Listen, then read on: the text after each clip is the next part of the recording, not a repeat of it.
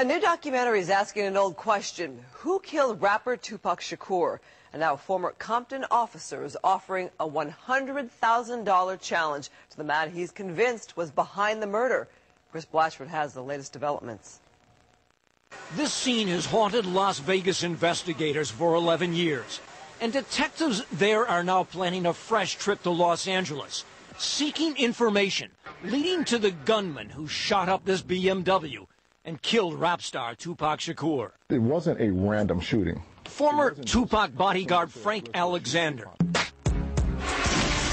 In this new documentary released in October, recounts 24 bodyguards that night were told not to carry weapons. He now believes this fight involving Tupac and a rival Crip gang member at the MGM Hotel was staged so the rival could later be blamed for Tupac's murder. A setup, he charges, orchestrated by Death Row Records CEO Marion Suge Knight and Reggie Wright Jr., the record company's security chief. It could not have happened in the way that it did without them having knowledge of it. But Suge says, why would he order Tupac shot knowing he'd be sitting right next to him in the BMW? He says he had nothing to do with Tupac's murder. God knows the truth. And when it comes down to it, it's not one person in the world with any sense of know I have anything to do with getting Tupac shot. And Reggie Wright gave an interview to AllHipHop.com saying the documentary is filled with outright lies. But Kevin Hackey, another former Tupac bodyguard, is challenging Reggie Wright Jr.'s truthfulness. I'm offering Reggie right now $100K to take a polygraph. That he had no involvement whatsoever to do with Tupac's killing. Hackey, according to these court filings, worked for 2 years as an undercover agent for the FBI and ATF, helping the feds. To investigate Marion Knight and Death Row Records for racketeering violations. And Hackey, a former Compton School District police officer who worked off-duty hours as a Tupac bodyguard, now reveals to Fox 11 News an interesting series of events.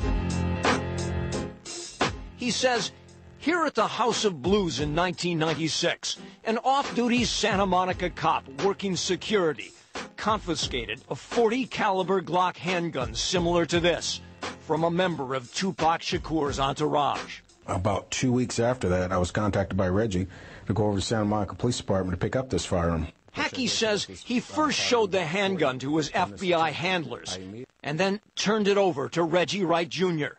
A month later in Las Vegas, investigators say it was a .40 Glock handgun that killed Tupac Shakur. Hackey believes the murder weapon was the same gun he gave Reggie Wright Jr. I believe it is. And here's why. Hackey says he asked Wright about the .40 Glock. He stated once I gave him that firearm, he gave it back to his daddy, who at the time was a lieutenant with Compton Police over the gang division. He said his daddy booked that firearm in the property, which, you know, was really and truly far-fetched. And Hackey says 6 months after Tupac's murder, he had another conversation with Reggie Jr. about the missing handgun. It didn't go well. After that, Reggie told me, you know, hey, it ain't giving time. You know, I have the money, I have the people, I can have you killed, it ain't giving time. Hackey says he told his FBI handlers, and according to these transcripts obtained by Fox 11, also told LAPD detectives a decade ago that Wright had threatened, I can have you killed at any given time. Reggie Wright Jr. declined an on-camera interview, but in a written statement told us, I had nothing to do with Pac's death. He calls Hackey and former bodyguard Frank Alexander liars. But it's Hackey who was offering the truth challenge. My $100,000 sitting here. I want Reggie to put up $100,000.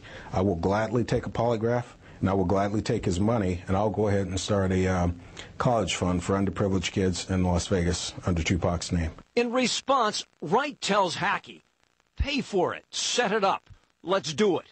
The polygraph challenge, he claims, is only a ruse to publicize Alexander's new Tupac documentary. A DVD Hackey says he has nothing to do with. The only thing I want here is for Reggie to be arrested. Hackey says a polygraph will determine who is the real liar. Meanwhile, Las Vegas detectives say they plan to meet with Hackey and hear his allegations.